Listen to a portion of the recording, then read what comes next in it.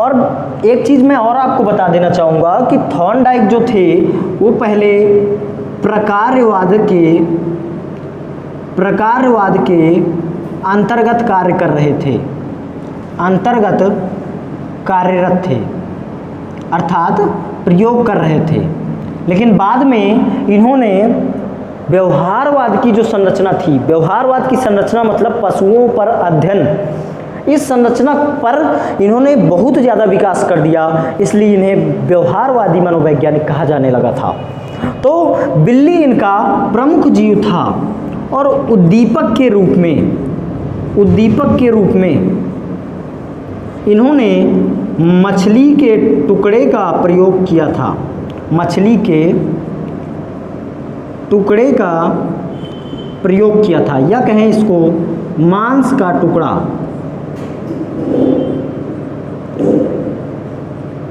उद्दीपक के रूप में। तो इतना आपको समझ में आया कि मांस के टुकड़े या मछली के टुकड़े का प्रयोग इन्होंने उद्दीपक के रूप में किया था। अब हम जानते हैं कि इनके सिद्धांत को किन किन नामों से जाना जाता है। सिद्धांत के कई नाम होते हैं, तो सिद्धांतों के नामों से हम परिचित हो जाएं, फिर इसके बाद हम पूरे के पूरे प्रयोग के बारे में जानकारी लेंगे। तो देखते हैं कि इनके सिद्धांत को प्रयास एवं त्रुटि का सिद्धांत कहा जाता था। प्रयास एवं त्रुटि का सिद्धांत कहा जाता था। दूसरा था प्रयास एवं भूल का सिद्धांत भी कहा जाता था। प्रयास एवं भूल का सिद्धांत भी कहा जाता था।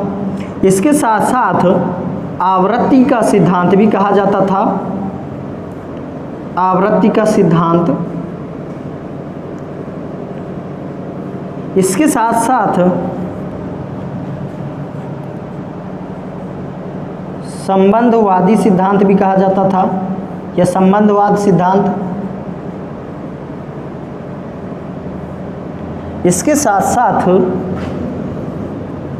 Stimulus and response SR theory भी कहा जाता था। इसी को उद्दीपक अनुक्रिया